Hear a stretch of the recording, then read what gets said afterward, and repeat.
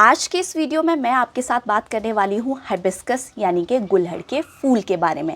ये प्लांट सिर्फ फूलों के लिए नहीं जाना जाता, इसके बहुत सारे मेडिसिनल बेनिफिट्स भी है जो हम जानेंगे आगे के वीडियो में। साथ में मैं आपके साथ शेयर करूँगी कि किस तरह से आप इस प्लांट को घर पर बहुत ईजिली ग्रो कर सकते हैं, और अगर आप नर्सरी से प्लांट लाए हैं 2 से 3 महीने बाद आपका प्लांट मर जाता है तो किस तरह से आपने अपने प्लांट की केयर करनी है ताकि वो प्लांट मरे नहीं। तो चलिए बिना टाइम को वेस्ट करे स्टार्ट करते हैं आज का वीडियो। वीडियो अच्छा लगे तो शेयर करना ना भूले एंड लाइक करना तो बिल्कुल नहीं भूलना। Everyone, welcome back to my YouTube channel and thank you so very much for watching this channel. आज के वीडियो में हम बात करने वाले हैं गुलहड़ के फूल के बारे में, गुलहड़ के प्लांट के बारे में। गुलहड़ के पौधे को ना आप कई तरह से प्रोपेगेट कर सकते हो। सबसे पहले तो आप इसकी कटिंग से ग्रो कर सकते हो, उसको आप वाटर प्रोपेगेट कर सकते हो, सॉइल में प्रोपेगेट कर सकते हो। अब जब भी हम गुलहड़ की कटिंग्स लगाते हैं ना तो सबसे बड़ी प्रॉब्लम हमें ये आती है कि कुछ छोटी छोटी पत्तियां तो हमें उसमें नज़र आ जाती है 2 से 3 वीक में, लेकिन जैसे ही हम उसे ट्रांसप्लांट करते हैं वैसे ही वो जो कलमें हैं वो सूख जाती है। उसका सबसे मेन कारण है कि वो जो कलम है ना उसकी रूट्स नहीं बनी होती। हम सिर्फ वो फॉल्स लीव्स देखते हैं एंड हम सोचते हैं कि यार अब तो पत्ते आ गए, अब तो हमें इसे ट्रांसप्लांट कर देना चाहिए। तो मेक श्योर करें जब हम आप गुलहड़ की कलमें निकालें ना तो आप उसे एक ट्रांसपेरेंट लिफाफे में या ट्रांसपेरेंट ग्लास में जो आते हैं ना डिस्पोजेबल, उसमें लगाएं ताकि आपको उसकी जो रूट्स फॉर्मेशन है ना वो इजीली दिख सके कि हाँ रूट्स बन गई है। अदरवाइज़ अगर आप कलमें लगा रहे हो तो आप 3 से 4 महीना उसको उसी प्लांटर में रहने दें जहाँ पर आपने कलम लगाई है, उसको शिफ्ट ना करें 3 से 4 महीना, क्योंकि 3 से 4 महीना लग जाता है कटिंग में रूट्स आने में। तो सबसे पहले देखते हैं प्रोपेगेशन कैसे करना है। आपको किसी भी हेल्दी प्लांट से ना पेंसिल की जितनी मोटाई होती है ना उतनी मोटी कलम निकालनी है। उसके बाद उसके जो नीचे वाला एंड है ना उसके ऊपर से उसको हल्का सा स्क्रैप कर देना है जो उसकी ब्राउन स्किन है, ताकि वो जो अंदर वाली जो ग्रीन स्किन है, वाइट स्किन है, वो रूट्स ईजिली ग्रो कर पाए। उसके बाद आपने क्या करना है, एलोवेरा लेना है, एलोवेरा को उसमें अच्छे से लगा देना है। एलोवेरा नेचुरल रूट बनाने में हेल्प करता है, रूट प्रोपेगेशन में। अगर आपके पास एलोवेरा नहीं है तो आप रूट हार्मोन भी मार्केट से खरीद सकते हैं। अगर आप रूट हार्मोन में इन्वेस्ट नहीं करना चाहते तो आप एलोवेरा लीजिए एंड थोड़ा सा टर्मरिक उस पर डाल दीजिए, ताकि जब आप उसको सॉइल में ग्रो करें उसमें किसी भी तरह का फंगस या इन्फेक्शन ना लगे। इसको आपने सेमी शेड एरिया में रखना है, डायरेक्ट धूप में आप नहीं रखेंगे वरना वो जो आपकी कटिंग्स हैं वो सूख जाएंगी। उसके बाद आपने इसको एवरीडे पानी नहीं देना है। जब आप देखोगे ना कि सॉइल हल्का ड्राई हो गया है उस टाइम पे आपने उसे पानी देना है, अदरवाइज़ और किसी कंडीशन में पानी देना ही नहीं है। हो सके तो आपकी जो कटिंग्स है ना आप उसे प्लास्टिक के पैकेट से ढक दीजिए।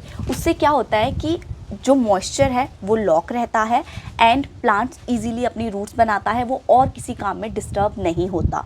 कभी भी अगर आपने अपनी कटिंग्स में लीव्स दिख रही है आपने ये नहीं सोचना है कि अब लीव्स आ गई तो अब हम इसको ट्रांसप्लांट कर सकते हैं। Do not think like that.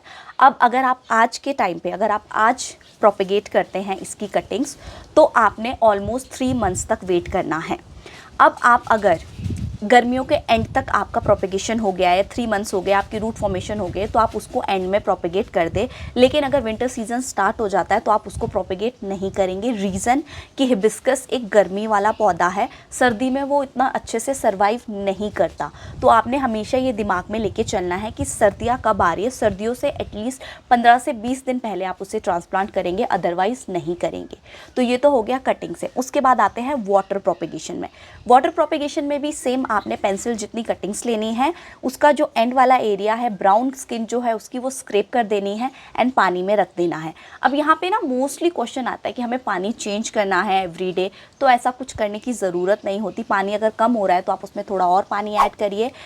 जो वाटर प्रोपेगेशन है ना उसमें जल्दी रूट्स आ जाती हैं, लेकिन जब आप वाटर प्रोपेगेट रूट्स को, कलम को मिट्टी में डालते हैं ना तो वो उसके चांसेस थोड़े से कम होते हैं एज़ कम्पेयर टू जो आपने सॉइल में प्रोपेगेट की है। तो आपको थोड़ा ज़्यादा ध्यान रखना पड़ेगा। जो आपने वाटर प्रोपेगेशन करी है कलमों की, उसको आपने अच्छे से पानी देना है जब आप उसे सॉइल में ट्रांसफ़र करेंगे। नंबर 3, आप नर्सरी से प्लांट ले आइए। मैं भी नर्सरी से प्लांट लाई थी। अब जब नर्सरी से प्लांट आप लाएंगे ना तो आपने सबसे पहले चेक करना है उसकी मिट्टी को।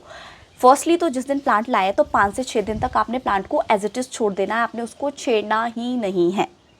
उसके बाद 5 से 6 दिन के बाद आपने उसकी मिट्टी चेक करनी है। उसमें ना मोस्टली, जो मैं शिमला में रहती हूँ तो यहाँ पर मोस्टली चिकनी मिट्टी लगाई होती है जो भी प्लांट्स में खरीदती हूँ।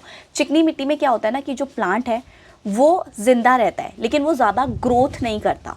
अब उनको ग्रोथ करवानी भी नहीं है क्योंकि उनको बेचना है प्लांट को, और जितना प्लांट ग्रो करेगा उसको उतने ज़्यादा फर्टिलाइज़र्स, खाद की ज़रूरत पड़ेगी। तो आपने चेक करना है, अगर चिकनी मिट्टी है तो आपने पूरी चिकनी मिट्टी हटा देनी है। एंड प्लांट में चेक करना है, रूट में ना एक कैप होता है, ब्लैक या ब्राउन या वाइट कलर का एक कैप होगा, उसको आपने उसी टाइम निकाल देना है। वो कैप जो है ना वो रूट्स को ज़्यादा बढ़ने नहीं देता।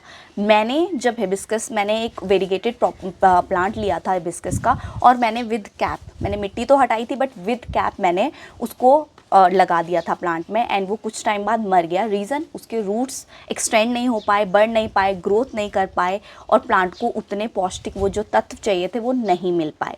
मुझे लगता है कि गार्डनिंग हमारी जो सीखते हैं ना हम एवरीडे बेसिस पे, वही है और कुछ नहीं है। ऐसा नहीं है कि आप पहले से एक्सपीरियंस्ड हो, आप अपने एक्सपीरियंस ही शेयर करते हो गार्डनिंग में। तो आपने वो कैप हटा देना है, मिट्टी हटा देनी है। कोशिश करिए कि आप प्लांट को अच्छे से ना ऐसे फिल्टर वाटर में धो ले, एंड उसके बाद आप उसे मिट्टी में प्रोपिगेट कर ले। अब मिट्टी कैसी चाहिए हिबिस्कस को? हमेशा भुरभुरी मिट्टी चाहिए। मिट्टी के लिए आप मेरा सेकंड पार्ट चेक करिए क्योंकि वीडियो ऑलरेडी बहुत लंबा हो गया है। तो मिट्टी के लिए मैं अपने सेकंड पार्ट में शेयर कर दूंगी, जिसको मैं कमेंट सेक्शन में लिंक कर दूंगी, ठीक है। वैसे तो गुलहड़ के बहुत सारे बेनिफिट्स हैं, बट अगर आप भी अपनी वेट लॉस जर्नी में हैं और आप चाहते हैं कि आपके चेहरे पे जो एक्ने है वो कम हो जाए, तो आपको एवरी डे इस ड्रिंक का कंजप्शन करना है। ये बनेगा गुलहड़ के फ्लावर से। मैं एवरी डे एक फूल निकाल लेती हूँ, कुछ 2-4 पत्ते भी निकाल लिए, क्योंकि इक्वल न्यूट्रिएंट्स होते हैं फ्लावर और गुलहड़ के पत्तों में। एंड उसके बाद आपने ना अच्छे से पानी बॉईल करना है, एंड बॉईल पानी में आपने ये दोनों चीज़ें डाल देनी है एंड उसको ढक देना है। आपने इस फ्लावर और पत्ते को बॉईल नहीं करना है, बॉइलिंग वाटर में डाल के ढक के रख देना है। 5 मिनट बाद फूल अपना पूरा कलर उस पानी में छोड़ देगा एंड कुछ इस तरह का ये नज़र आएगा। उसके बाद आपने सीव की हेल्प से इसे छान लेना है, एंड उसके बाद ऐड करने हैं इसमें लेमन की कुछ 1 बूंदे अपने टेस्ट के अकॉर्डिंग। जैसे ही आप इसमें लेमन की बूंदें ऐड करेंगे ना, ये ड्रिंक कम्प्लीटली अपना कलर चेंज करेगा। पहले ये डल सा रेड लगेगा, लेकिन जैसे ही इसमें लेमन ऐड होगा ना, ये एकदम से ब्राइट रेड हो जाएगा। इस फूल का ना अपना कोई फ्लेवर नहीं होता। और उसके बाद आप इसको पी लीजिए। एम्प्टी स्टमक पीना है, एम्प्टी स्टमक भी पी सकते हैं, बट आई ऑलवेज़ प्रेफर कि एम्प्टी स्टमक आप वार्म वाटर ही पीजिए। एंड जो भी आपको रिजल्ट्स मिलेंगे कमेंट सेक्शन में ज़रूर शेयर करिएगा। आपके बालों के लिए आप इसका हेयर मास्क बना सकते हैं।